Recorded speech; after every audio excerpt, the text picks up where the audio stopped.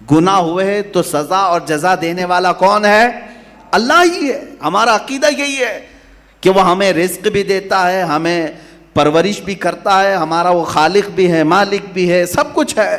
اور اگر ہم سے گناہ ہو تو سزا بھی وہی دے گا, نیکیاں ہوں تو جزا بھی وہی دے گا. لیکن اس کے باوجود قرآن میں اللہ فرماتا ہے وَلَوْ أَنَّهُمْ إِذْ ظَلَمُوا أَنفُسَهُمْ جَاءُوكَ, اے رسول اگر یہ مومنوں سے گناہ ہو جائیں تو توبہ کرنا چاہیے نا. گناہ ہو جائیں تو اللہ فرماتا ہے یہ آپ کے دربار میں آ جائیں. اللہ فرما رہے یہ آپ کے دربار میں آ جائیں. فاستغفر اللہ, آپ کے پاس آ کر کے اللہ کی بارگاہ میں توبہ کریں. واستغفر لهم الرسول, پھر اللہ نے یہ بھی فرما دیا اور اے نبی اگر آپ ان کی سفارش کریں گے تو اللہ ان کی توبہ قبول کرے گا. بخدا خدا کا یہی ہے در.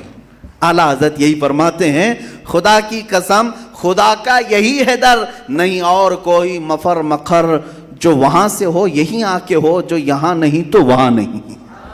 اگر حضور کی بارگاہ میں نہیں پہنچ سکے تو پھر وہاں بھی نہیں. یہ صدیق اکبر رضی اللہ تعالیٰ عنہ کی زندگی پاک ہم عرض کر رہے تھے, ان کی زندگیوں سے جو ملا ہے وہ نچوڑ, وہ خلاصہ. اچھا ایک بہت اہم بات میں عرض کرتا ہوں. حضرت ابوبکر صدیق کی زندگی کا خلاصہ, حضرت عمر فاروق اعظم کی زندگی کا خلاصہ, عثمان ابن عفان کی زندگی کا خلاصہ, حیدر کرار رضوان اللہ تعالیٰ علیہ مجمعین کی زندگی کا خلاصہ, جو انہوں نے محبت رسول پیش کی ہے, ان تمام محبتوں کے مجموعے کا نام مسلک اعلیٰ حضرت ہے. بات اب سمجھ میں آ گئی, کوئی نئی چیز نہیں ہے. ہمارے ہاں جو محبتیں پیش کی گئیں حضور پاک کے متعلق, یہی نہیں خلفائے راشدین کے کیے ہوئے طریقوں کو ہی بیان کیا گیا ہے. اگر بریلی کے تاجدار نے کہیں یہ کہہ دیا دشمن احمد پہ شدت کیجئے, ملحدوں کی کیا مروت کیجئے, غیظ میں جل جائیں بے دینوں کے دل, یا رسول اللہ کی کثرت کیجئے, یا اگر کہا ہے تو اپنے پیٹ سے نہیں کہا. یعنی خلفائے راشدین کا طریقہ دیکھا, وہ حضور کے دشمنوں پر شدت کرتے تھے, اور قرآن بھی کہہ رہا ہے اشداء علی الکفار, یہ صحابہ وہ ہیں جو کافروں پر بہت سخت تھے. کس لیے؟ اس لیے نہیں کہ یہ کتے کی طرح دکھتے ہیں, اس لیے کہ مصطفیٰ کی دشمنی پالتے ہیں. چاہے وہ کتنے بھی خوبصورت ہوں, اگر سینے میں مصطفیٰ کی دشمنی پالتے ہیں تو ان کے لیے ہم سخت لہجہ ہی اختیار کریں گے. یہ سختی جو اعلیٰ حضرت کے شعر میں آپ کو نظر آ رہی ہے, بعض لوگ کہتے ہیں کیا مولانا اتنا سکھا رہے ہیں, دشمن احمد پہ شدت کیجئے, دشمن احمد پہ شدت کیجئے, یہ سب شدت کرنے کا طریقہ سکھایا جا رہا ہے. میرے عزیزو, یہ بریلی کے تاجدار نے نہیں سکھایا, یہ رسول اللہ کے عمر فاروق نے سکھایا ہے. ہاں, ان کی زندگی پاک میں جس نے رسول کا فیصلہ نہیں مانا, اس کے ساتھ عمر فاروق نے کیا کیا یہ تو سب کو معلوم ہے. بشر نام کا ایک منافق, نام کا مسلمان تھا, حضور کے پاس آیا, ایک یہودی کے اس کے درمیان معاملہ تھا, حضور نے فیصلہ اس یہودی کے حق میں کیا, جو حق تھا جو صحیح تھا وہ فیصلہ کیا. باہر آ کر کہا نہیں مجھے یہ فیصلہ منظور نہیں, میں عمر کے پاس فیصلہ کراؤں گا. وہ وہاں آئے اور اس یہودی نے حضرت عمر سے کہا ہم رسول کے پاس گئے تھے تمہارے, اور انہوں نے میرے حق میں فیصلہ کیا, یہ تمہارا مسلمان بھائی ہے, اپنے نبی کے فیصلے کو نہیں مانتا. حضرت عمر اندر تلوار لے کر کے آئے اور اس کی گردن اڑائی اور کہا جو میرے نبی کا فیصلہ نہیں مانتا عمر اس کا فیصلہ یہی کرتا ہے. اب مجھے بتاؤ, دشمن احمد پہ شدت کیجئے یہ کس نے کہا, کہاں سے کہا؟ یہ حضرت عمر نے سکھایا ہے رضی اللہ تعالیٰ عنہ. لوگ ہم سے یہ کہتے ہیں کہ آپ سخت لہجے میں بات کرتے ہیں. آپ کو پتہ ہے عمیر بن وہب ایک ایسا شخص جو شیطان قریش اس کو کہتے تھے, جنگ بدر میں سب کو ابھارنے والا, اور وہ شخص آیا تھا مدینہ طیبہ, اس کا بیٹا قید تھا حضور کی بارگاہ میں, بدر کے قیدیوں میں وہاں پر قید تھا حضور صلی اللہ علیہ وسلم کے پاس. عمیر بن وہب دشمنی میں کھار کھا رہا تھا کہ کسی نہ کسی طرح سے میں بدلہ لے لوں. بدر میں کتنے لوگوں کو مار دیا ان لوگوں نے, ہم بہت بڑی تعداد میں تھے پھر بھی یہ مسلمان جیت گئے. اور مکہ میں روز ٹینشن میں رات گزارتا تھا. ایک ایسا ہی شخص ملا, صفوان نام تھا, اور اس کا بھی پرابلم وہی تھا, اس کے باپ کو بدر میں مار دیا گیا تھا. اس کا بیٹا قید تھا, اس کا باپ مرا تھا. تو دونوں کا سیم پرابلم، تو دونوں بیٹھ کر کے کعبہ کے حتیم کے اندر فیصلہ کرتے ہیں۔ صفوان بہت پیسے والا تھا، عمیر سے کہا تو اگر جا کر کے محمد کا قتل کر کے آئے تو میں تیرے سارے قرضے چکا دوں گا اور تیرے بچوں کی باقی سب کی پرورش میں خود اپنے ذمے لوں گا۔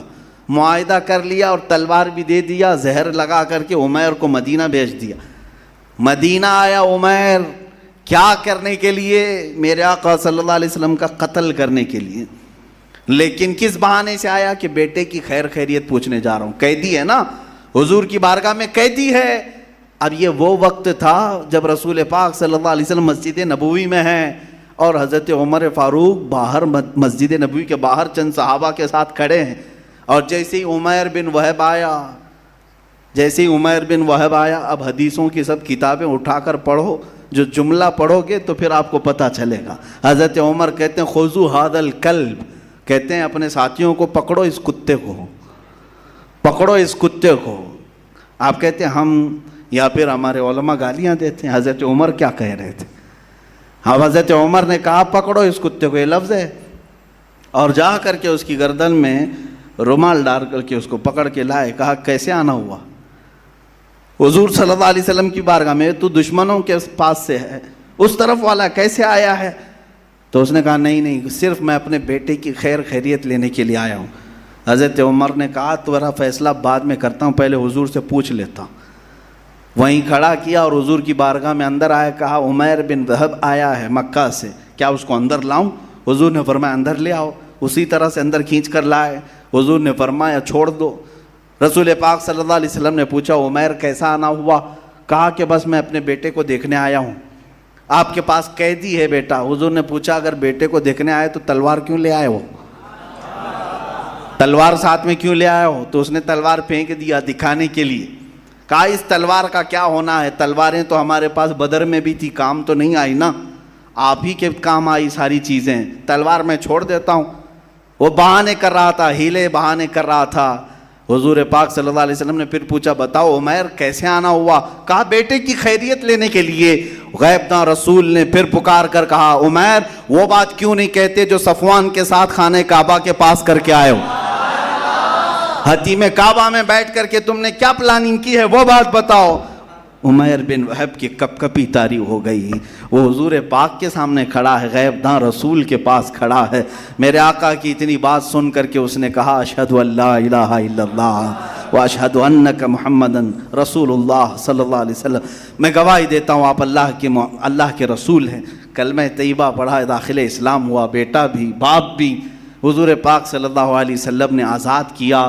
حضرت عمر جو گمچھا ڈالے تھے، رومال ڈالے تھے، اب گلے میں ہاتھ ڈال کر باہر لے آتے ہیں، گلے میں ہاتھ ڈال کر باہر لے آتے ہیں۔ اور جو صحابہ کھڑے تھے ان کے سامنے جو کہتے ہیں یہ سکھایا ہے عمر فاروق نے مسلک کیا ہونا چاہیے، تمہارا مذہب اور مسلک کیا ہونا چاہیے۔ کہتے ہیں واللہ انی لخنزیر احب الی، کہتے ہیں تھوڑی دیر پہلے اس سے تھوڑا سا اچھا مجھے خنزیر لگتا تھا، خنزیر غلیظ جانور۔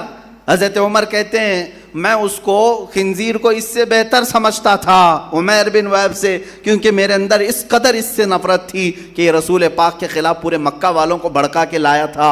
اے صحابہ سنو، ابھی یہ ایمان لایا ہے، اب مجھے میرے اپنے عزیز بیٹے سے زیادہ یہ محبوب ہے، میرے اپنے بیٹے سے زیادہ میں اس سے محبت کرتا ہوں۔